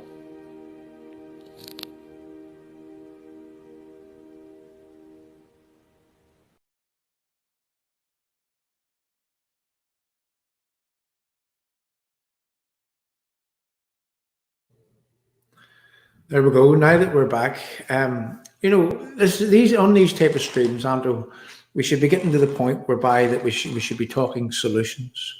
But it's very, very hard to talk solutions whenever you've got crisis after crisis after crisis unfolding before our very eyes. And we shouldn't be on here having to tackle the DUP, to tackle the UUP, to point out the inactions and the inabilities and the things that are going wrong. But you see, this to us is the main focus. The protocol is the main focus. Getting rid of the protocol is the main focus, and ensuring that anyone that stands in the way of moving the protocol, well, they should be our main focus. And that's no matter why it's our political leaders, so-called, or anyone that wants to get in the way. Because, look, we're in the fight of our lives, people. We are absolutely in the fight of our lives. We haven't had a fight like this in our generation. You know, the people of old in Northern Ireland at the turn, whenever when Northern Ireland was formed, well, there was a huge fight that was about to take place then. And never ever have we came to this point in all of our history. In our centenary year, 100 years old, and here we find ourselves being forced out of. And it seems to be, you know, like I said in the words of that song, that the Martians could land on the car park and no one is caring. A protocol has been forced on us, and our politicians, well, they get on with playing the game in Stormont, because that's what it is. It's a big game. It's a big game which is designed to keep them in power, designed to keep them okay. I'm going to mention the words of Carson, and then we'll go over to you, Anto, for your thought processes. But the words of Carson of just over 100 years ago, he says that he was only a puppet, a humble rung in a ladder that would help the Conservative Party climb into power. And you know, that's how I feel today, that I was only a humble rung in a ladder in December of 2019, as were you, Anto, which rallied around this country to help the DUP to get into power. And once in power, they kick away the ladder with no concern for the people that they've left behind. And where we find ourselves today, you know, I was really hoping for a new beginning to the DUP. Now, I know that Edwin Poots and his team, they are in there under extreme circumstances, and they're being tossed and turned and battered and bruised from every angle. But the only way to deal with that is you need to stand up to the bullies. You need to stand tall and to draw your lines and to say, this is where we stand. We will be moving no further. It's up to you people to move, and we'll not be moving until our people are returned to being first-class citizens and not being discriminated against, and having that border removed from the North Channel. And that's what we need to do. We need to all stand together in order to achieve that. Have you any thoughts, Anto? Yeah, John, we all know where we're at. We're constantly talking about it and what we're going to do, and the elections coming up and when it's going to come up. And when Edwin took over from Arlene, it was strong talk. He told us what he was going to do. And it's early days, and let's be truthful. It is early days, and we need to give him time with the DUP, and we need to listen to what his plan is for unionism. And he's made his plan. He had a call today, and he set everything up for his party in Stormont, and we have to give him time to do it. However, to date, it doesn't seem to be going too well, because he's flip-flopped a couple of times. But behind the scenes, we don't know what's happening. So let's give them time. It's the same with Doug Beattie in the UUP. Doug is taking them down a more or bigger liberal route than they normally go down.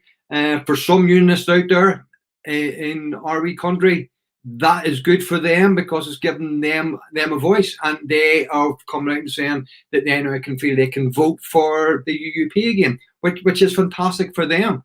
But again, both parties have got to, at some stage, start putting country before their party politics and make sure that people are truly represented at all levels. And we're getting strong leanings to the election when it's going to come up. And Jim Allister is getting good press because Jim seems to be the only one in Stormont that it takes these people across, should we say, the hallway to task, who isn't shy in telling them directly, eye to eye, toe to toe, this is what you're at. But the other two leaders now have to follow suit. They have to agree, and again, putting country before party and making sure that works. In the constituencies, they can do their party things, but when it comes to our wee country and the people, they need to do that. What I may worry about now is two chains of thought, and I was talking to people the other day about the election, when it's going to come up, so on and so forth. I personally think, and I hope it does play out till next March, because I think the Sinn Féin need to sort their internal matters out. The DUP and UUP need that time as well to get their unionism out there for us to listen to, so on and so forth. But I just this horrible feeling about 2.5 hours ago that if things don't go right and more unionists get upset and annoyed and they realise that nothing's changed, the spin's going to come out. The fiddles are being tuned, and they're going to try and start to play us again.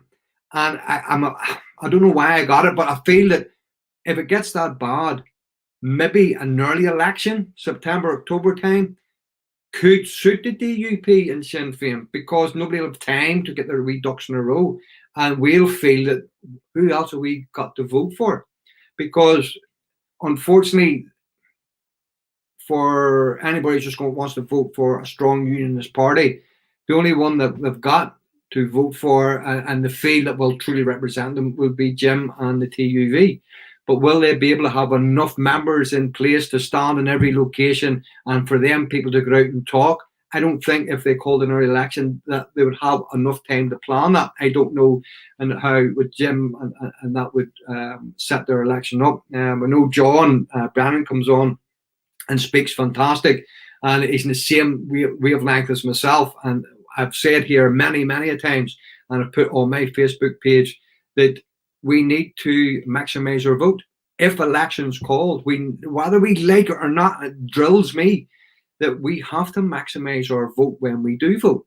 We have to, whether we like it or not, vote for every single unionist on that paper in order of preference.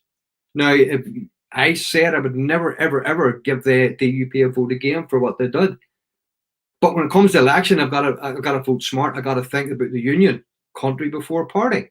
So I would give them my last preference. I would give them the preference, but they would get the last one. I would give an independent before that, and anybody who's pro-union would get a vote. So if my ballot paper has got 7 people on it and 6 of them are pro-union, then all 6 are getting a vote. I don't care about the party politics. I care about the union, and we have to do that. And I've seen John, I say he's on tonight, John put a thing up on his Facebook the other day, or yesterday, he's 100% right, and it's about voting. Unionist people need to go out and vote.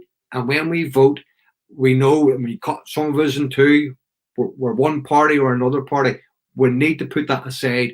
Vote for your party, but make sure your preference vote goes and you fill every single one out so that we return a strong unionist elect to Stormont to represent us, and the broad church can be represented, not just one people. You cannot weaken our voting system. You can't weaken the unionism, no matter how many parties there is, because you're putting a strong field back in there. So please, everybody, I'm telling you now, please vote for every single person on that paper. And if you've disliked somebody, then give me a last preference vote. And my party, myself, I plan to stand North Down on direct democracy, but it's all about the people. I need votes. I need second, third, or fourth votes, preference votes. But that's for another time. But we need to vote. We need to do it. So if an early election comes, it could actually, I think, suit the DUP, because we'll have nobody else to vote for unless Jim and TV can get out there quickly and get people in every area, or there's a pact made so it return. But we know what's happened in pacts before, and a good friend of mine in Portadown stood as an independent, made a pact deal with a certain party, and he agreed to his voters to transfer his votes, and they did it. And that certain party went around and told their voters to make sure they did not transfer the votes to this guy. which is very, very unfortunate.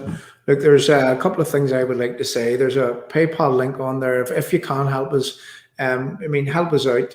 What we're looking to do is we're looking to set up an independent platform, independent of all the social media platforms, whereby that will have our own website, but website capability with live streaming capability to that website. And it means to say that we can't be interfered with in the way that we've been interfered with before. And we will continue to have this voice and to maintain this voice and to ensure that each and every one can continue to follow the channel. And you know something, I'm going to say that sometimes you get deflated whenever you see the lengths that social media platforms will go to in order to curtail your message getting out. I mean, at one time, this channel, this very, very channel, there's 9,600 people or something all around that figure on this channel. And at one time, whenever, just about a year after that we had started, they used to call this the United Kingdom vote pool, right? And we had posts. Well, our largest post on this very channel was 3.2 million people were reached. And there was times when we were reaching over 1 million people, 2 million people. There was times, there wasn't a post that we were doing that wasn't reaching the 100,000 figure. And then all of a sudden the algorithms were drawn against us. Now, what were we doing?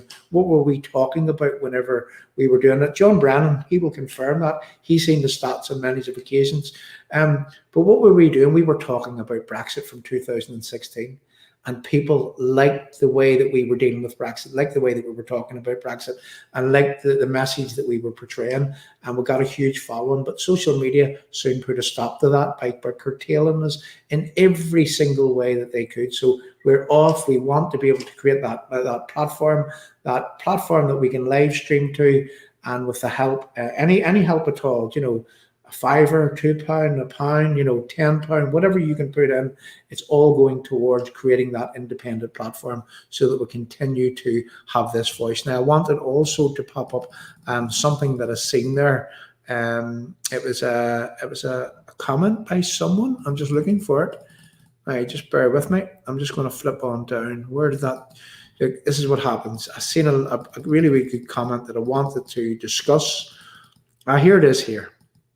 Right, here it is here, and it's by Harry Johnston. We need to get those unionist people who don't vote out to vote, and we really do. Harry, honestly, you know, there are people, so many people in so many places that aren't using their vote, and the reason why they're not using their vote is because that they've been disenfranchised over the years with successive unionist leaderships, promising them the earth, the moon, and the stars, coming and rapping their doors, and then you don't see them again until the end of election time. And you know, it is their fault. It is their fault. And then what they do is they rally us. They try to create the scenario whereby that it's them or us. And I'm not saying that that has been wrong whenever that they couldn't get elected under any other circumstances. Well, probably not, because it's kept us in play. But you see, things need to change. We are living in a different time frame. You know, the times, they are really changing, according to that song that goes out. But the times are changing, and we really need to change with the times. But we need to change with the times in a way that we don't dispense with one jot or one tittle of who we are. We maintain our British unionism. We maintain our Britishness. We maintain everything that it is that we believe. And this is a diverse society, and where that everyone should be able to be respected and be equal. Everyone should be equal, and everyone should have the right to do that. But right now, if you're a British unionist, if you support nation state, if you support the United Kingdom, if you support your nationality and all that it is that your parents brought you up to believe, if you support that, well, you seem to be the whipping boy of everyone, all and sundry. And that is what needs to change. And I believe, not do I believe, but I lay the blame fairly and squarely with successive politicians in this country who has permitted that to happen. Andrew, I would just like you to close with the live chat. We're conscious that we don't want to go on for too long. So if you have a chat with the live chat, just talk to the people about, I mean, you are going to be standing in the very, very near future in the North Down area. I know that. If you could just talk to people, tell them what your plans are, and keep it short enough, because we'll have to play ourselves out with a good few patriotic songs. But over to you. The chat's yours. Go ahead, Andrew. Cheers, John. Thanks very much again. Thank you for invite me on this evening again. It's always a pleasure, and I love coming on and following you when I'm not here. I'm now home for good. No more trips away for work. So I quit my job to come here to try and make a difference. And that's the God's honest truth. I am just sick to the back teeth of people not being truly represented. My politics is about direct democracy, and it's new to the United Kingdom. But we are a UK-wide party. We've got councillors over in England. And I fell into direct democracy because I like the way their politics is done, because it's about the people for the people, where the people have the opportunity to put their points of view across, and they keep the electorate, the person they put in to vote for them, accountable 365 days a year. It's about the community coming together and working for each other and making sure it works. And then the representative, when he does go to represent you, that he does it fully. We don't have party whips. I can't go off and go do my own thing. What my personal beliefs is not up for me. If the people of North Down want to go in a certain direction, I can't turn around and say, well, you know, I think we actually should do this because of blah, blah, blah, because I ain't getting a wee feather in the cap, a wee backhander, I ain't getting a wee nod and a wink because I could get this, that, and other. It's not about that. Direct democracy is about the people. It's about what the people want, and me as a representative would be delivering for them and not for myself and not for the party. I'm a strong believer again if a lot of people want to find it hard to come voting, that they want to vote for a certain party. And at this time round, there mightn't be many choices there. But I'm telling you again, I've said it before, we've got to vote for everybody, got to max vote. There's people out there who, and good councillors and MLAs within parties that do want to make a difference, but they've been whipped into place. So I just asked everybody, I know people read, I can't vote, I won't vote, there's nothing there to vote. We need your vote. The country needs your vote, not the party per se, the country. So please, please, please, when it comes to voting, max your vote. Do the independent first if you haven't got nobody there you like, and then give the other parties as you move down your preference votes. Because if you don't vote and it comes to a third or fourth count or fifth count, your vote could actually go to somebody who's not pro-union. It could actually go to SDLP, Sinn Féin, or even worse, Alliance. Okay, so please, I ask you to vote from my hand on my heart.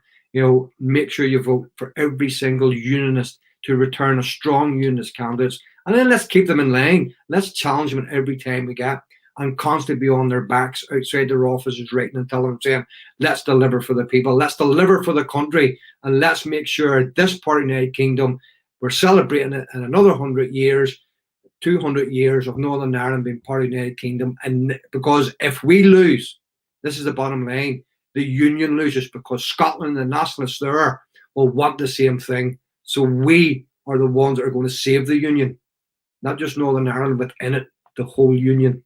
Ladies and gentlemen, thank you very much. John, again, thank you for inviting me on. It's a pleasure, sir. Right, and look, again, I'm just going to finish up by, I'm just going to do two things, Anto. I'm going to look at something that I meant to read earlier. Last week we went into human rights law. We were looking at Articles 11 and Articles 10 of the UN Declaration on Human Rights, and how that it is that you have the absolute right to protest. If, you know, again, whenever they would have said in terms of the PPS, the Public Prosecution Service here, that they says that the people in Black Lives Matter had the absolute right to go into protest because it was an important social matter or a social issue. Well, how much of an important issue is it whenever your democracy has been removed, whenever there's been an illegal border placed between you and the rest of the United Kingdom to which you belong? And it was all because of the threat of violence. So last week, whenever we were reading Article 11 and Article 10 of the UN Declaration, are the UN Declaration on Human Rights. Tonight,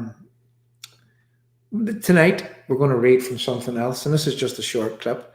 And this was given to me by a man from the Irish Republic just a few years ago, whenever they were going for their general election, and a man that I have come to respect as a you know, a smart man.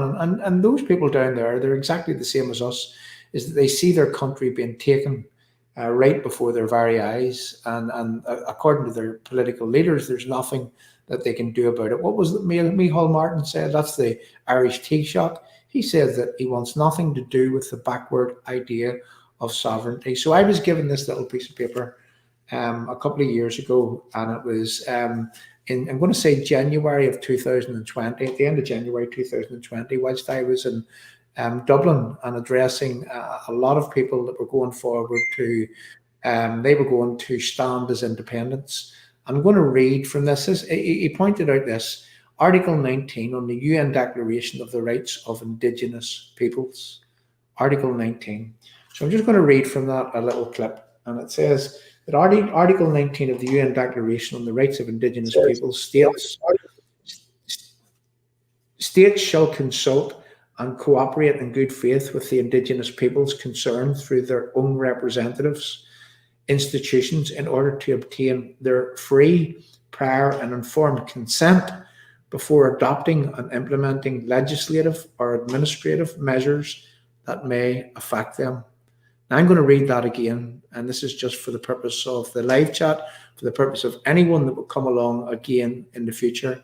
And this is what the people that I know in Ireland that are being walked over, they're having their Irishness taken away. Ordinary live and let live people in Southern Ireland that don't want to cause anybody any harm.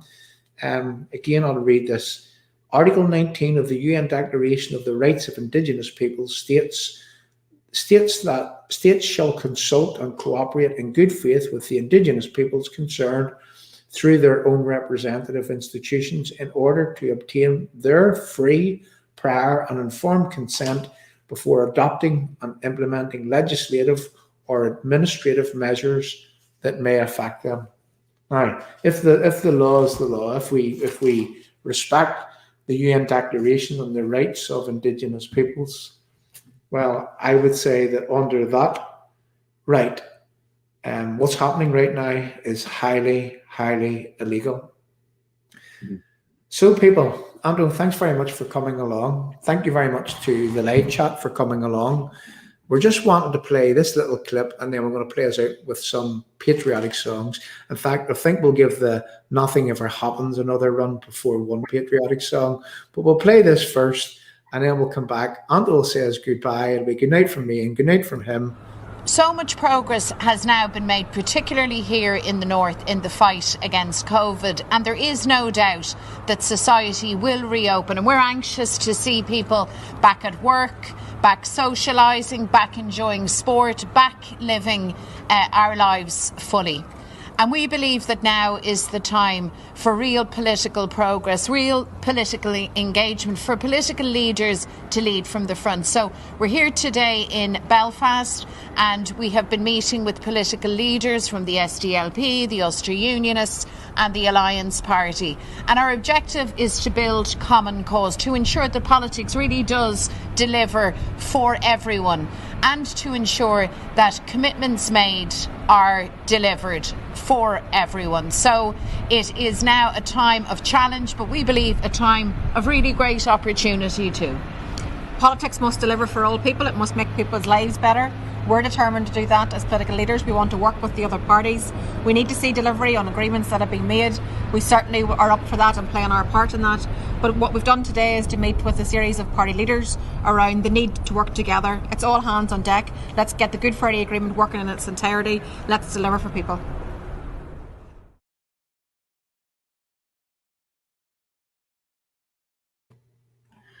And just to sort of conclude on what you've just seen there, Mary Lou, I keep calling her Mary Doll, I don't know why, but Mary Lou was in Belfast again today. And if you note what she said there, she was talking to the Green Party, the Alliance Party, the Ulster Unionist Party, yeah, and they're looking to put things right. That's what they're looking to put. Who writes their script? What did the other one say? She said that we have to make politics work for everyone. You know, we have to make everyone equal and everything has to work for everyone. Well, right now, Michelle, if you're listening, It's definitely not working for British Unionists, and that has to change. That really has to change. Ando, say your goodbye. We're going to play us out with the Nothing Ever Happens song and then one patriotic song. People, thanks very much for coming along, and we will see you all before Monday because we've something very, very important to do. As I said at the very start of this screen, we have found another IRA member. I have to refrain from saying that because I'll tell you why. I have to check out and make sure that this man is an IRA member before I say it. A possible IRA member. He was certainly on the run with Francis Hughes, so he was certainly an IRA sympathiser at the very, very least. But what we've found is that a member of Fine Gael, Leo Varadkar's political party, Simon Coveney's political party, well, they colluded with these murderous scum to ensure that they escaped from the security forces. They colluded, and we have one of them saying this here. So we're going to be doing a full stream on that. And whenever they talk about collusion, let's open up the collusion that happened whenever the Southern State, whenever they were wanting to arm the people in Ballymurphy. We'll have a clip where an Irish minister was actually saying that, and we played that just a few weeks ago. Shouldn't we have some inquiries into that type of stuff? Because that's what's needed. And over to you to say your goodbyes, and then we're going to play ourselves out. Okay, keep it short, John. Again, thank you. Thank you, everybody out there, for tuning in. Please help support this fantastic platform. And all I say to everybody, please, you hold the key to this union. You hold it with this mighty, mighty pen, because that's the most and strongest thing you'll have. When you go to that polling station, put an X or a number, should I say, in every unionist box who's pro-union, and return a strong unionist candidate to Stormont, and let's take back control, and let's make Sinn Féin answer and not let them run away with this wee country into United Ireland. Everybody, thank you. Good night. God bless. And it's good night from me, and it's good night from him. And people, I look forward to seeing you in the very, very near future. And don't forget that give us a like, give us a love, tell people about the channel, share the channel around. I mean, we do broadcast normally on a Monday evening at 8 o'clock, also on a Wednesday evening, and sometimes what we do, if there's something important to do, we'll do another one probably on a Friday or on a Saturday or whatever. Thanks for staying with us. Thanks for supporting us. Without you people, we would be nothing, absolutely nothing. So we're playing us out with this. Nothing ever happens. Nothing happens at all. The needle returns to the start of the song, and our political leaders, they all sing along like before. Well, isn't it time that we change that? Because if we don't change that, it will definitely change us. Good night, people, and thanks very much for coming along.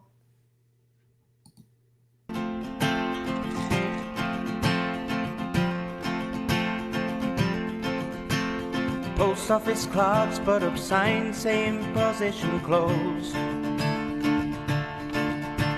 The secretaries turn off typewriters and put on their coats.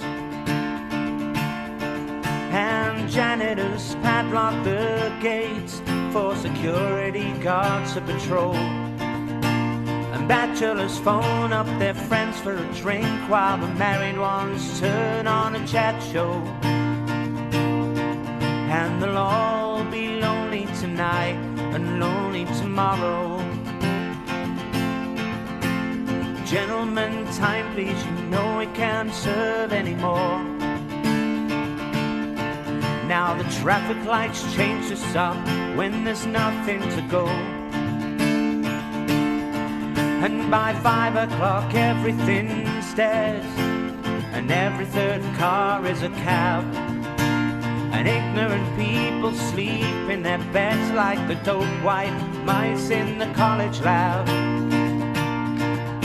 And nothing ever happens, nothing happens at all. The needle returns to the start of the song, and we all sing along like before. And we'll all be lonely tonight and lonely tomorrow. Telephone exchanges click while there's nobody there. The Martians could land in the car park and no one would care. And closed-circuit cameras in department stores shoot the same movie every day. And the stars of these films neither died nor get killed, just survive constant action replay.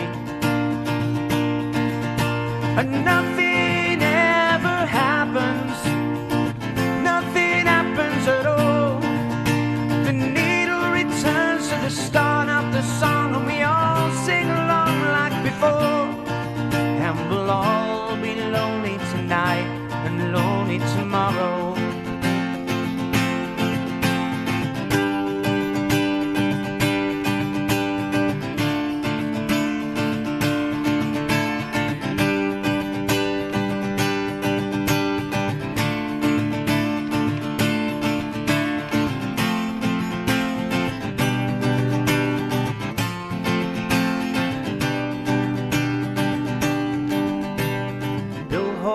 Advertise products that nobody needs, while Angry from Manchester writes to complain about all the repeats on TV. And computer terminals report some gains on the values of copper and tin, while American businessmen snap up Van Goghs for the price of a hospital wing. And nothing ever happens, nothing happens at all. The needle returns to the start of the song, and we all sing along like before. And nothing ever happens, nothing happens at all. They'll burn down the synagogues at 6 o'clock, and we all go along like before. And we'll all lonely tonight and lonely tomorrow.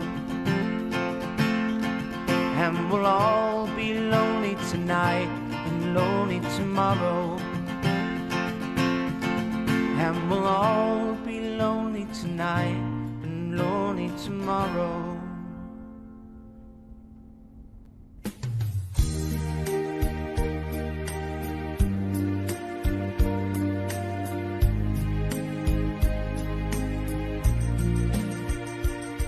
Just across the Irish Sea stirs a heart of loyalty, raising honor and indignity, drives a will to keep us British free.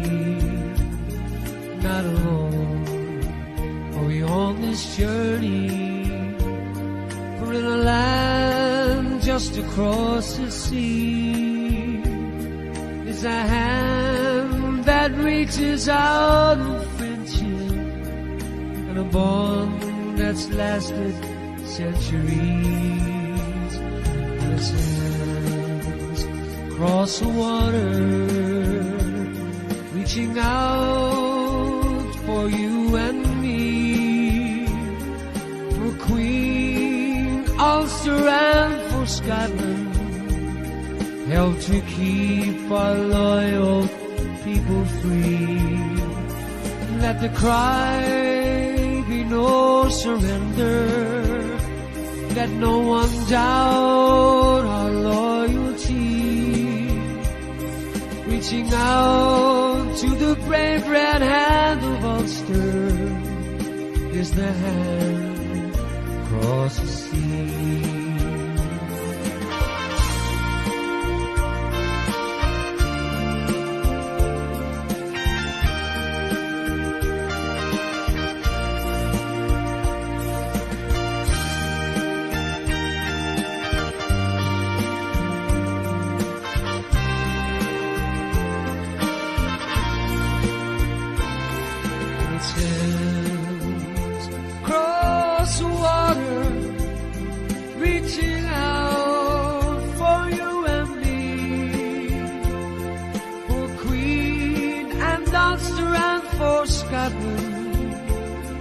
Help to keep our loyal people free.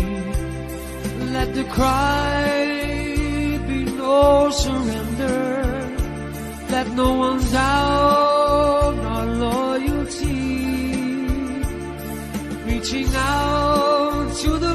that hand of Ulster is a hand across the sea, just across the Irish Sea, stirs a heart of loyalty,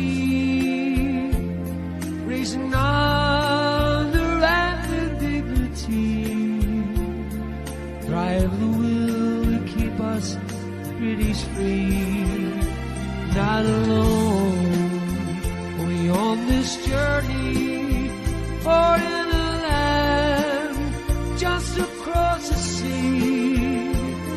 It's a hand that reaches out in friendship, it's the hand across the sea, it's the hand across the sea. It's a hand across the sea.